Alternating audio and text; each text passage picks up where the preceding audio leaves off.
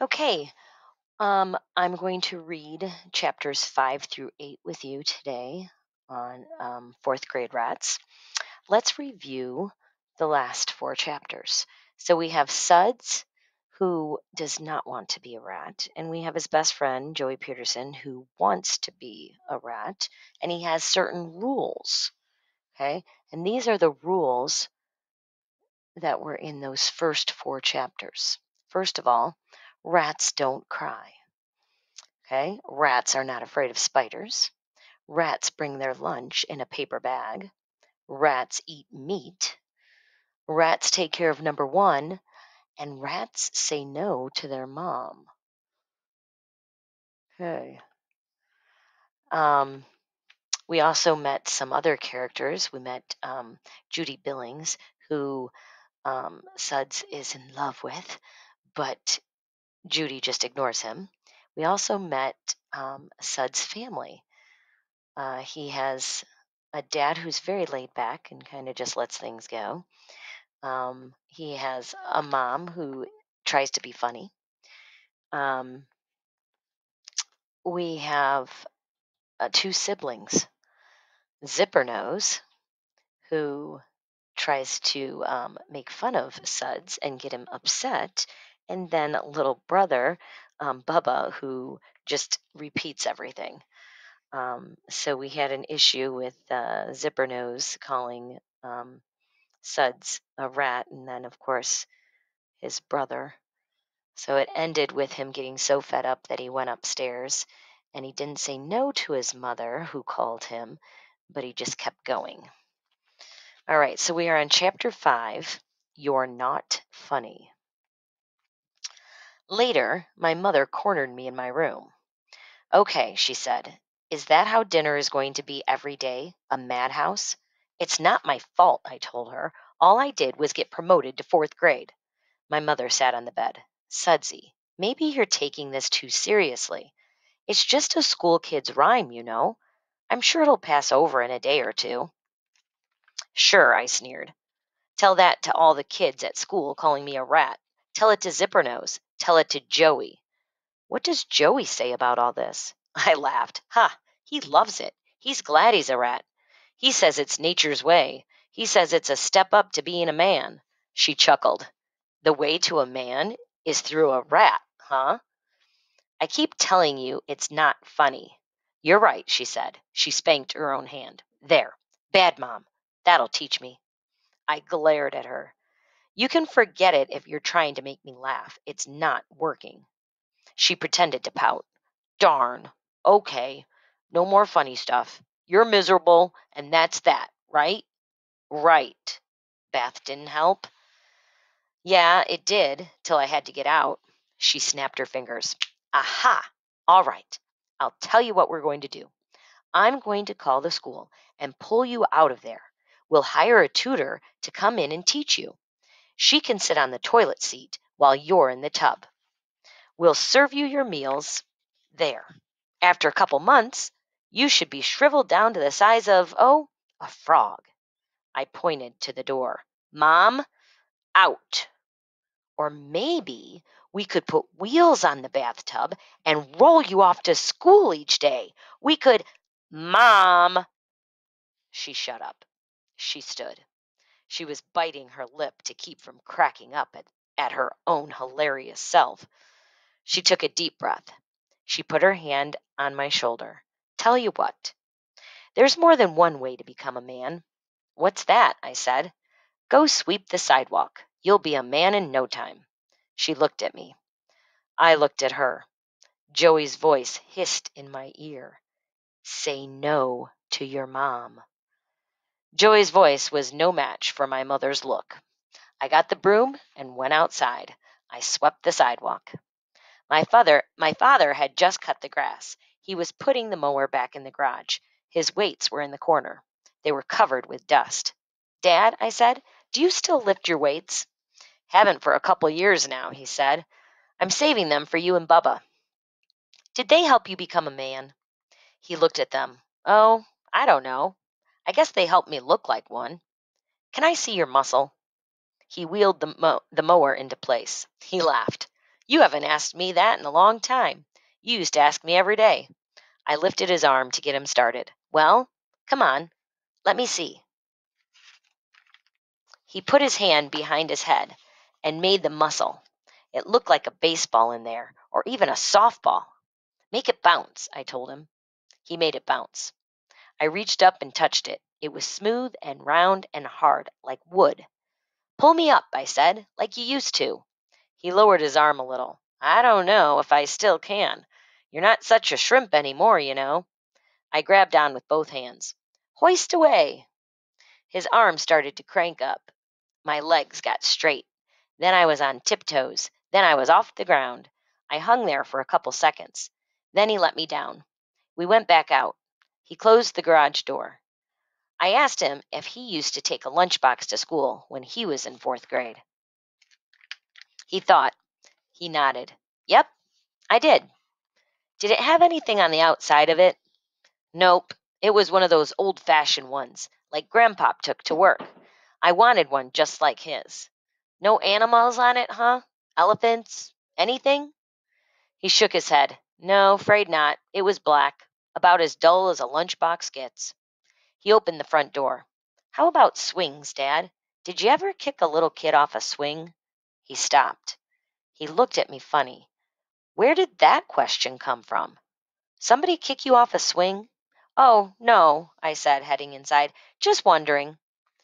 When I pulled down my bed cover that night, I found a mouse trap on my pillow. Dad thought we had a mouse once. It was set with a little piece of cheese. I tripped it with a pencil.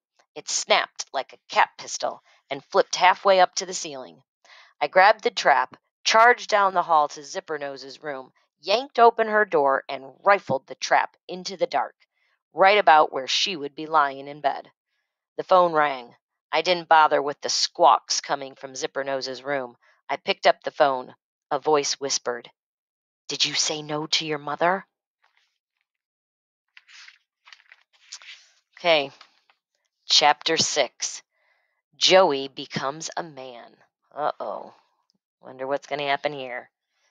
Nothing much changed during the next couple days. 1st graders called 4th graders rats. 4th graders bared their front teeth and snarled. 1st graders ran away squealing. I kept opening doors for Judy Billings. Judy Billings kept ignoring me. By the 2nd week of school, the 1st graders were tired of the game. And without the 1st graders calling them rats, the 4th graders pretty much forgot that's what they were. Except for Joey Peterson. Joey was doing just what he said, taking care of number 1. I don't mean he went around kicking people in the kneecaps. I mean he did things pretty much his own way. He didn't care what anyone else thought. One day in class, we had pretend elections to learn how government works. Joey nominated himself for President of the United States. Then he voted for himself. He even looked different. He got his hair cut practically down to the nubs. Like Marine boot camp, he said, and he started wearing one of his father's old sweatbands around his head. He got a black marker and wrote number 1 on it. Joey was on his way to becoming a man. In fact, I think I saw him become a man before my very eyes. On a Thursday at the schoolyard. It was after lunch. We were just cruising around when a bee started flying near us. I hate bees as much as I hate spiders, so I took off, flapping my hands. I heard Joey call, Suds, look! I turned. What? Look! He was holding out his arm. I couldn't see anything. Look at what? He was keeping very still, staring at his arm. Come closer. I came closer, and I saw the bee was on his arm, crawling up and down. Gave me the shakes just to watch. Swat him, I whispered. He just kept staring at the bee. By now, other kids were coming over, gawking. One of them was Gerald Willis, the school thug. When Willis saw what was happening, he snuck up behind Joey and knocked Joey's arm from underneath. Joey's arm jerked up and the bee took off. But not for long. The bee made a U-turn and came right back and zap, stung Joey right on his arm. Kids shrieked. I think a couple of little ones fainted. Everybody rushed forward. A bee sting! Next to a car door slamming on your hand, probably the most painful thing in the world. Major agony. I tunneled through the mob. Would Joey be in convulsions? Conscious? Alive? He was grinning.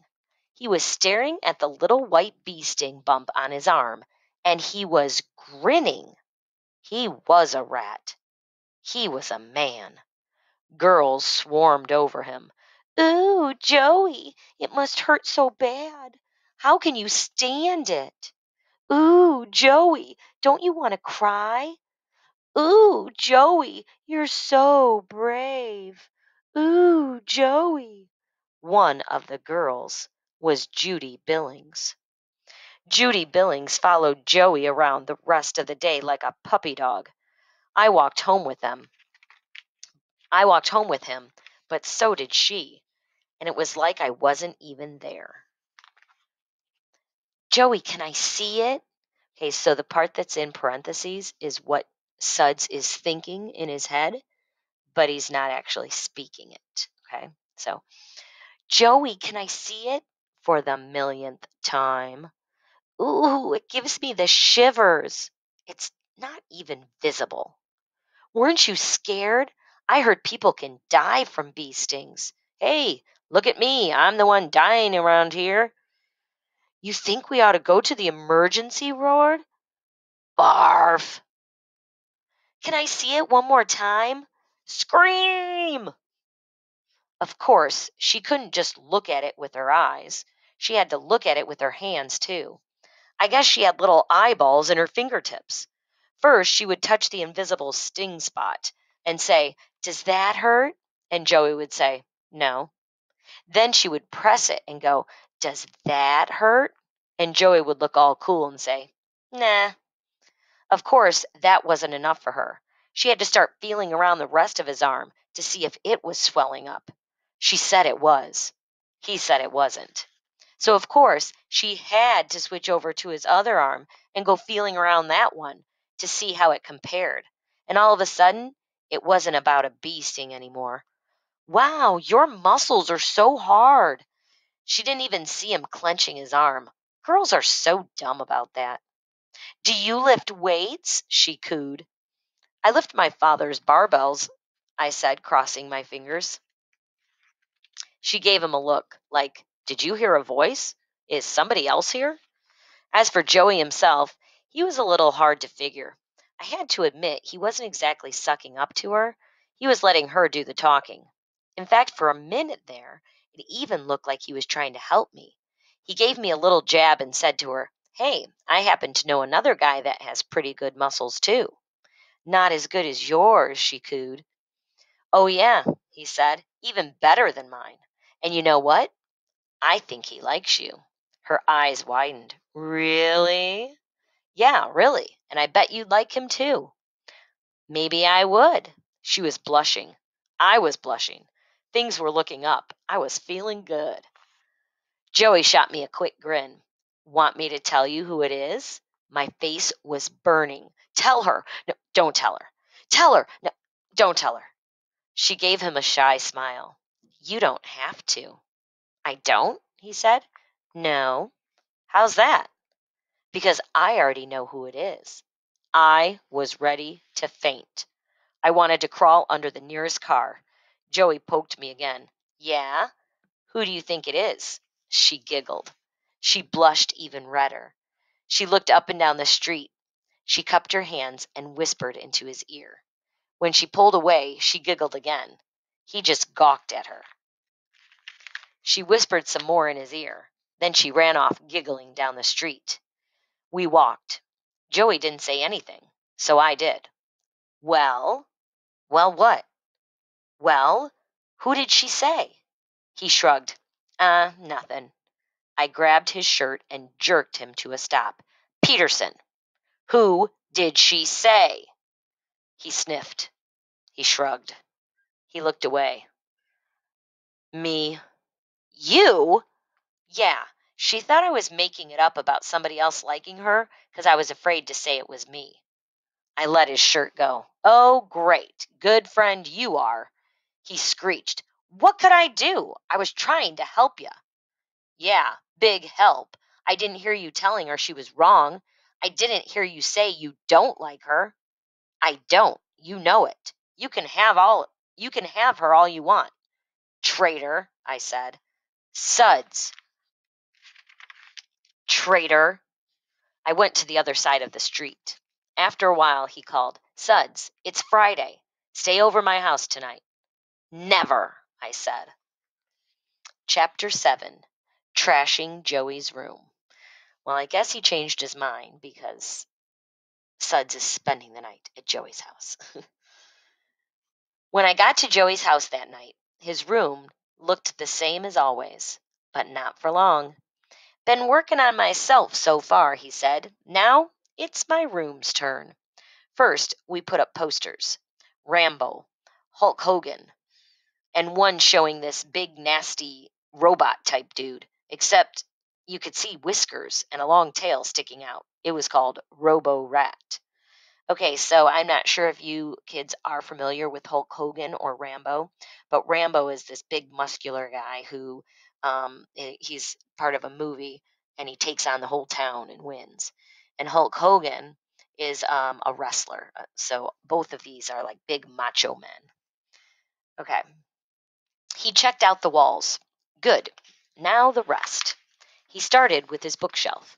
He pulled out 4 or 5 volumes from his encyclopedia and threw them on the floor.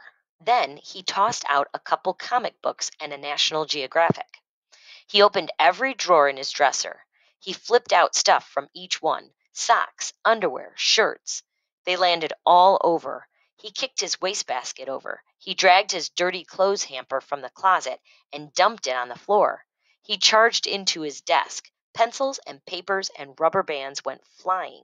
About the only thing he didn't do was spit. By now, you could hardly see the floor. He stood in the middle, turning, nodding, smiling. Yeah, now it's my room. I just sat on the bed, stunned. Until then, Joey Peterson's room had been the neatest room I had ever seen. And he wasn't done. We ordered a pizza, and when he got down to the crust of each slice, he tossed it over his shoulder. One landed in his underwear drawer. The pizza box he flipped like a frisbee against the wall. After that, we had fudgesicles and peanut chews. The wrappers, at least his wrappers, went onto the floor. He took a wad of bubble gum from his mouth and winged it against his dresser mirror. It stuck. I guess he couldn't think of anything else to do to his room because he turned back to himself. He pulled something from his pocket. It looked like a little notepad. What is it? I asked him. He grinned. Tattoos. Oh, no. Into the bathroom we went. He tore off 4 and wetted them. Pretty soon he was tattooed on the chest, skull and crossbones, both arms, a cobra and a mongoose, and rear end. If you can read this, you're too close. You know they're not going to last, I told him. They'll last till I get a bath, he said, and I ain't getting a bath except once a month from now on. I pinched my nose. Oh, great, man. Do you have to smell like a rat, too? As we left the bathroom, we bumped into his mother. I saw your room, she said. What are you doing in there, training elephants? We laughed. Well, she looked at Joey. As soon as Suds leaves tomorrow, you see that it gets cleaned up. Uh-oh, I thought. This is it. Will he practice what he preaches? Joey slouched against the bathroom doorway. He looked off down the hall. Nah, I don't think so. Mrs. Peterson blinked. You don't think what? I don't think I'm going to clean it up. I like it that way. I took a step back. If Mrs. Peterson was about to get violent, I wanted to be out of range. Joey looked at the floor. I looked at Mrs. Peterson. Mrs. Peterson glared daggers at Joey. This lasted for about 3 hours. Then all of a sudden, it was over. Mrs. Peterson gave a little shrug and a smile and said, "Okay," and walked away. I gawked at Joey. Just on this one day, he had faced a bee and a mad mother, and here he was, alive and healthy as ever. He gave me the thumbs up sign. See, Nothing to it. Then Joey told me to wait in his room. When he came back, he had a hammer, a jar of nails, a bag of cotton balls, a bottle of iodine, and some Band-Aids. I asked what all that was for. Put a hole in my ear, he said. I screeched, You're gonna wear an earring? Nope. So why are you putting a hole in your ear? He grinned. Pain. If I didn't already know he was loony, I knew it now. I told him, the only thing about you that's turning rat is your brain. He ignored me. He cleared a space on his desk. He opened the jar of nails and dumped them out. He rooted through them until he found one he liked, a long, thin one. He handed the nail to me, along with the hammer. He got a felt-tip pen, went to his mirror, and put a dot in the middle of his right earlobe. He came back to the desk, knelt down beside it, real close, and flapped his lobe out so it sat like a tiny pancake on the top edge of the desk. I looked at the hammer and nail in my hands. Oh, no, I said. I dumped them on the desk and took a seat on the bed. You do it if you're crazy enough. I would, he said, but I can't, not like this. Come on, just do it. I didn't move. You mind if I ask you a stupid question? Like why you want to hammer a hole in your ear? What do you mean, pain? He pulled his earlobe off the desk. He sat on the floor. You gotta learn to take pain, that's all. No more crybaby. You know, like the Indians used to do. You had to go through stuff, really painful, before you could become a man. You had to prove you could take it. I got news for you, I told him. You're not an Indian. He looked at me disgusted. He grabbed the hammer and held it out. You gonna do it? I shook my head no. He threw the hammer down. Thanks, pal. Listen, I said, if it means that much to you, why don't you just do some easier kind of pain? Something you don't need a hammer and nail for. Like what? He said. I thought about it. Well, how about bending your finger back? Nah, he said, that's dorky. I thought some more. How about kicking your door with your bare big toe? He didn't like that one either. I got it, I said. I knuckle your head 10 times. Forget it. But now I didn't want to forget it. I was getting into it. I rattled off some more. Pull out a hair. Sit the 3 thickest volumes of the encyclopedia on your tongue. Sleep all night with erasers up your nose. Wrap your mouth around the doorknob and slam it shut. I was still going when the phone rang. It was pretty late, so we were both surprised when his mother called and said it was for him. He went out. When he came back, he looked innocent. Too innocent. It was her, wasn't it? I said. I told her not to call people so late. I shoved him. Traitor! He shoved me back. Listen, Morton, I didn't call her. She called me. Took you long enough to hang up. What do you want me to do? Slam down the phone as soon as she said hello? Maybe I want you to lay off her. He laughed. I keep telling you, jerk face. I don't care about her. I ain't chasing her. She's chasing me. You want her to chase you? He threw the pad of tattoos in my face. Do something about it. We glared at each other. He turned on the TV. We watched a couple horror movies. In silence. We went to bed. When we woke up Saturday morning, I said, Okay. He rubbed sleepies from his eyes. Okay, what? What do I do? He sat up. You're ready to be a rat? I shrugged. I guess so, but I don't think I know how. It doesn't come natural to me. No sweat, he said. We just do what all beginners do. What's that? Practice. Okay, Chapter 8, Training Camp. So, Suds has decided that he wants to be a rat because he wants Judy Billings. But he doesn't know how to be a rat, so Joey Peterson is going to train him. Let's see what he does to train him. We headed for my house, training camp. Joey was my coach. First, he said, that crybaby stuff, gotta go. Remember, he said that rats don't cry. How? I said. You still have your ET, don't you? Sure, my parents had given me the videotape. The My parents had given me the videotape movie for my birthday. I'll bet you start bawling every time ET dies, don't you? I'm not sure if any of you have watched ET, but ET is an alien who comes to Earth, and this boy um, saves him, and they have this connection. And at one point, ET dies, and so it's very emotional, and a lot of people cry. So that's what they're talking about. Well, follow me. We stuck my ET cassette in our VCR and ran it fast forward to where ET dies, or everybody thinks he dies. As usual, the waterworks came on. My eyes, my cheeks were like Niagara Falls.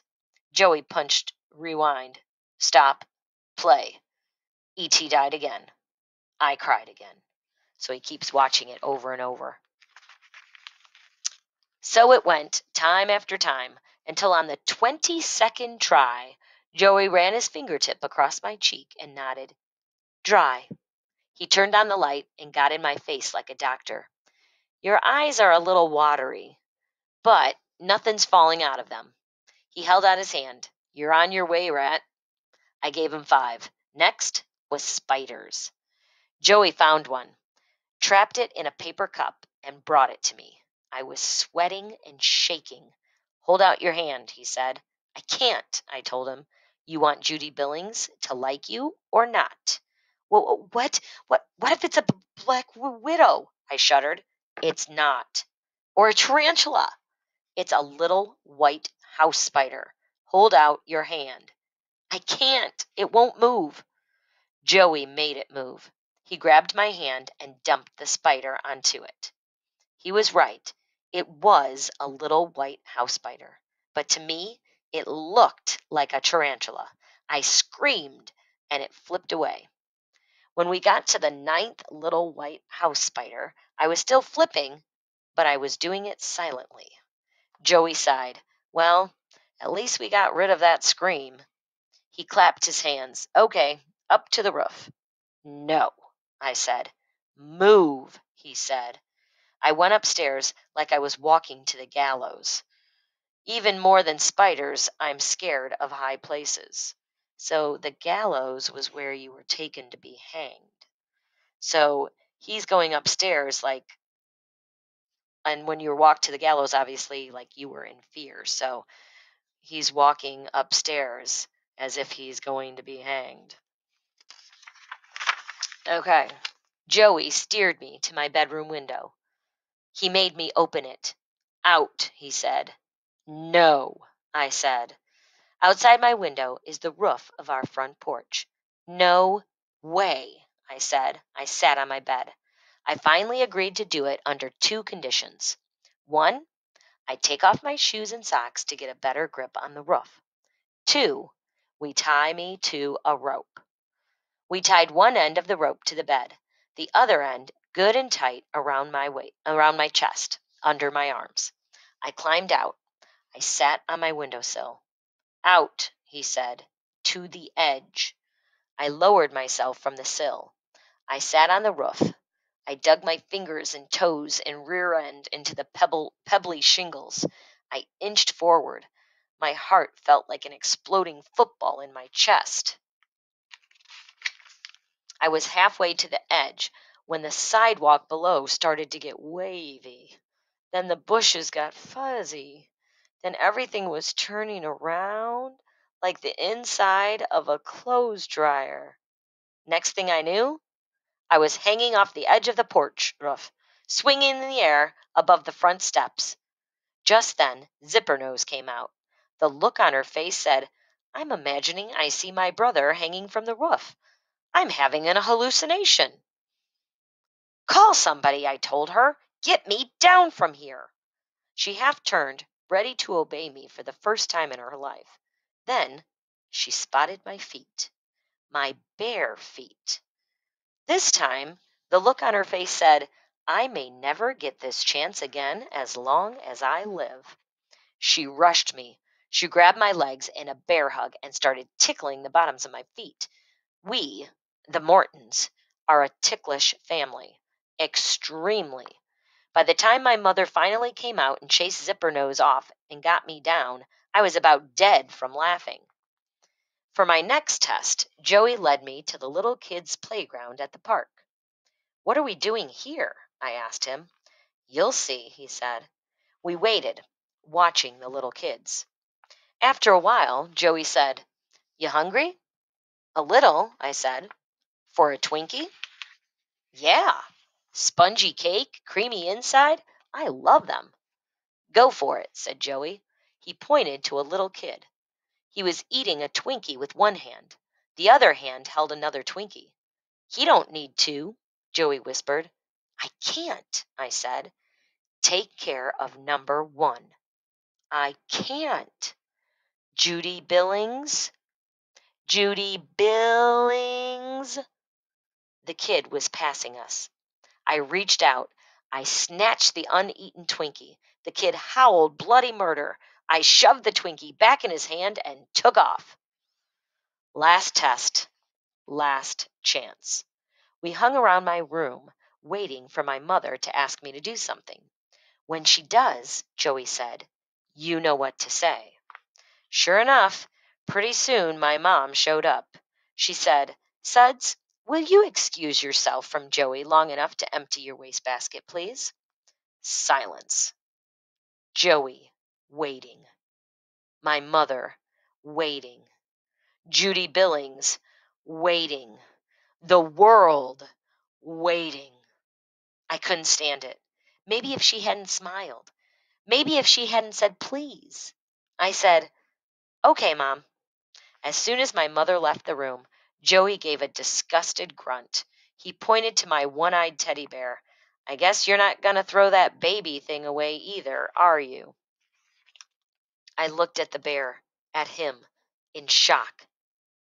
"Nah, I didn't think so," he sneered. "Better forget it, Morton.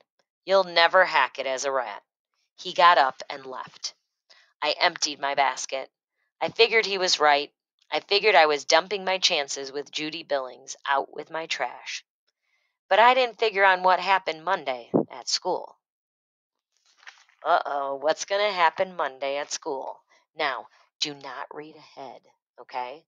Stick with us.